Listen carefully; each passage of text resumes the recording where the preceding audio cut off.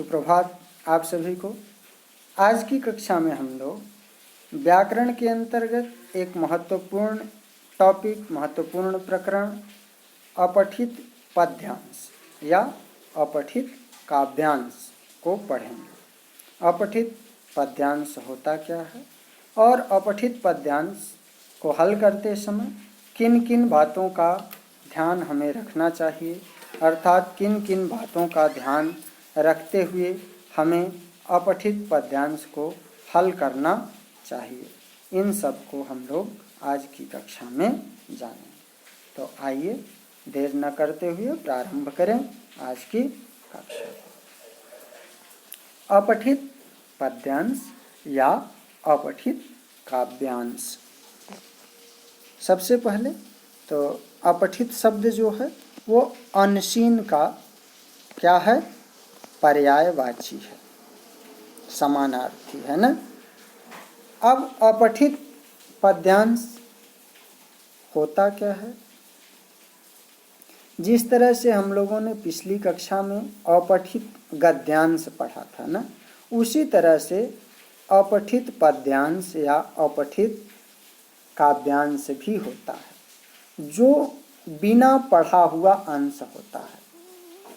यानी अपठित काव्यांश क्या होता है कि अपठित काव्यांश जो है वो बिना पढ़ा हुआ अंश होता है, जो पाठ्यक्रम के बाहर से लिया जाता है। यह कहाँ से लिया जाता है, हमारे सिलेबस का या हमारी जो पाठ्य पुस्तकें होती हैं उसका हिस्सा नहीं होता है, बल्कि पाठ्य पुस्तकों से अलग पत्र पत्रिकाओं, अन्य साहित्यिक पुस्तकों, समाचार पत्रों आदि से लिया जाता है।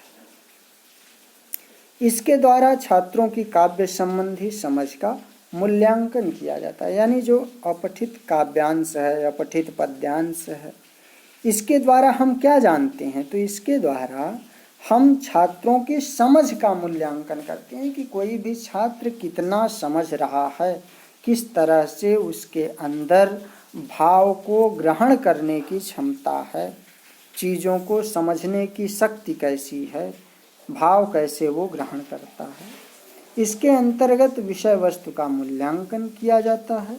साथ ही साथ इसके अंतर्गत विषय वस्तु, अलंकार, भाषिक योग्यता और उसकी समझ की परख की जाती है न। यानी भाषिक योग्यता संबंधी उसकी जो समझ है उस सब की जांच हम लोग अपठित पद्यांश या अपठित काव्यांश के द्वारा करते हैं। अगर हम लोग सामान्य अर्थों में कहें तो अपठित पद्यांश वह अंश होता है जिसे हम पहले से पढ़े हुए नहीं रहते न। यह हमारी पाठ्य पुस्तक के बाहर से लिया जाता है, किंतु बाहर से तो लिया जाता है, फिर भी इसका जो स्तर होता है, इसकी जो भाषा होती है, वो सब हमारे पाठ्यपुस्तक के अनुरूप होती है, हमारे कक्षा के स्तर के अनुरूप होती है। यानी जिस कक्षा में हम पढ़ रहे हैं उसी कक्षा के अनुरूप हमें अपठित पद्यांश या काव्यांश दिया जाता है। ठीक है, तो अपठित पद्यांश या अपठित काव्यांश किसे कहते हैं कि ऐसा अंश, ऐसा काव्य का अंश जो कि पहले से पढ़ा गया न हो, साथ ही साथ हमारे पाठ्यक्रम एवं पाठ्य पुस्तकों से न लिया गया हो, अपठित पद्यांश या अपठित काव्यांश कहलाता है। ठीक है, अब अपठित जिस तरह से यहाँ गद्यांश है, यहाँ आप पद्यांश कर लेंगे, ये मिसप्रिंट हो गया है कि अपठित यहाँ जो पद्यांश है ना, यहाँ क्या हो जाएगा, पद्यांश, ये ग नहीं होगा बल्कि प होगा ना। तो अपठित पद्यांश के प्रश्नों को हल करते समय ध्यान रखने योग्य कुछ बातें हैं कि किन बातों का हमें ध्यान रखना चाहिए अपठित पद्यांश को हल करते समय न। तो क्या ध्यान रखना है कि दिए गए काव्यांश को या पद्यांश को कम से कम 2 या 3 बार अवश्य पढ़ें। मैंने गद्यांश में भी जिस तरह से आपको बताया था कि अपठित गद्यांश को हल करते समय आपको 2 या 3 बार कम से कम उसे पढ़ना चाहिए, उसी तरह से काव्यांश को, उसी तरह से जो पद्यांश हो, कविता हो न, उसको भी आपको 2 से 3 बार अवश्य पढ़ना चाहिए। दूसरा, पूछे गए जो प्रश्न हैं उनको आप अंडरलाइन कर लीजिए, रेखांकित कर लीजिए। तीसरा, प्रश्नों के उत्तर सरल भाषा में दिए जाएं। और चौथा जो महत्वपूर्ण चीज़ है वो क्या है कि उत्तर जो भी होना चाहिए वो आपका उसी काव्यांश से होना चाहिए जो आपको ऊपर दिया गया हो, यानी उससे अलग आपको उत्तर नहीं देना है। इस बात का विशेष ध्यान रखना है कि आप जो भी उत्तर देंगे वह ऊपर दिए गए काव्यांश या पद्यांश में से ही होना चाहिए। अब उदाहरण एक देख लेते हैं। उदाहरण देखने के बाद फिर इस पर आधारित कुछ प्रश्नों को हल करेंगे और उन प्रश्नों को हल करने के बाद उम्मीद है कि आप लोगों को अच्छे से समझ में आ जाएगा। और जब कभी आपको परीक्षा में इस तरह के अपठित पद्यांश या काव्यांश मिलेंगे तो आप उनको अच्छे से हल करके पूरे नंबर आसानी से पा सकेंगे। तो आइए उदाहरण देखते हैं। यहाँ ये पद्यांश है, काव्यांश दिया हुआ है कि रेशम जैसी हंसती खिलती नभ से आई एक किरण, फूल फूल को मीठी मीठी खुशियाँ लाई एक किरण, पड़ी ओस की कुछ बूंदें झिलमिल झिलमिल पत्तों पर, उनमें जाकर दिया जलाकर ज्यों मुस्काई एक किरण, लाल लाल थाली सा सूरज उठकर आया पूरब में, फिर सोने के तारों जैसी नभ में छाई एक किरण। ये पद्यांश है, ये कविता का अंश है। तो सबसे पहले क्या करना है आपको कि इसे 2 या 3 बार ध्यान से आराम से पढ़ लेना है। पढ़ने के बाद फिर इसके नीचे दिए गए प्रश्नों को ध्यान से पढ़ना है और प्रश्नों को पढ़ करके उन प्रश्नों का उत्तर पद्यांश के आधार पर, यानी इस पद्यांश में से छांट करके आपको लिखना है। प्रश्न देखिए कि कवि ने किरण के लिए किन किन विशेषणों का प्रयोग किया है।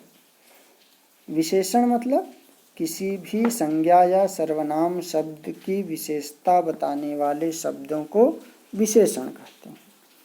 तो किरण की विशेषता बताने वाले कौन कौन से शब्द हैं जो इस कविता में, इस पद्यांश में प्रयोग हुए हैं, आपको उत्तर देना है। पहला ऑप्शन दिया है रेशम जैसी, हंसती खिलती, सोने के तारों जैसी और उपर्युक्त सभी। आप देखेंगे कि रेशम जैसी, हंसती खिलती, सोने के तारों जैसी सब कुछ दिया हुआ है ना, तो इसका आपका क्या हो जाएगा, सही उत्तर क्या होगा, उपर्युक्त सभी।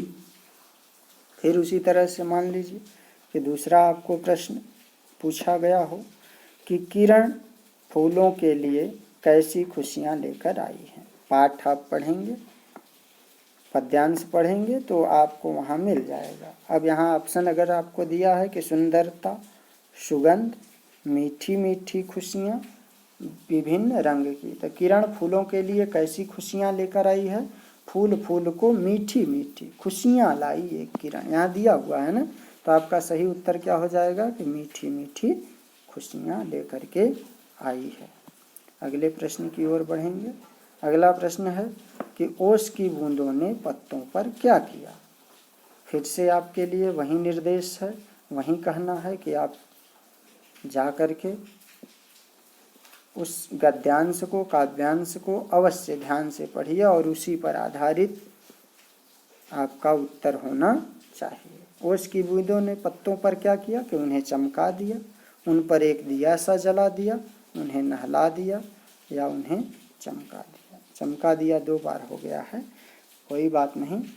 तो आपका उत्तर क्या होगा कि उन पर एक दिया सा जला दिया। आप ध्यान से वहाँ पढ़ेंगे तो यह उत्तर आपको मिल जाएगा। सूरज की विशेषता है वह गोल गोल है। अगला प्रश्न है कि सूरज की विशेषता है। अब देखिए सूरज गोल होता है, लेकिन हमको उत्तर किस आधार पर देना है? पद्यांश के आधार पर। और पद्यांश में कहीं भी गोल शब्द नहीं दिया है सूरज के लिए। सूरज के लिए क्या है दिया कि लाल लाल थाली सा सूरज उठकर आया पूरब में। यानी सूरज के लिए क्या दिया गया है? लाल लाल थाली सा सूरज। तो सूरज के लिए हमारा सही उत्तर क्या हो जाएगा कि वह लाल लाल थाली जैसा है ना। वह गोल गोल लाल लाल है ऐसा नहीं कहा गया है पद्यांश में, जबकि गोल होता है, लाल भी होता है, लेकिन हमको उत्तर कैसे देना है? पद्यांश के आधार पर। तो हमारा सही उत्तर क्या हो जाएगा? वह लाल लाल थाली जैसा है। उसके बाद उपर्युक्त पद्यांश का यहाँ भी गद्यांश हो गया है और मिसप्रिंट हैं सब, इनको आप पढ़ेंगे। उपर्युक्त पद्यांश का उचित शीर्षक क्या होगा? तो उपर्युक्त पद्यांश का उचित शीर्षक एक किरण होगा। क्या होगा? एक किरण। क्यों? क्योंकि इस पूरे पद्यांश में एक किरण के बारे में बताया गया है। धन्यवाद।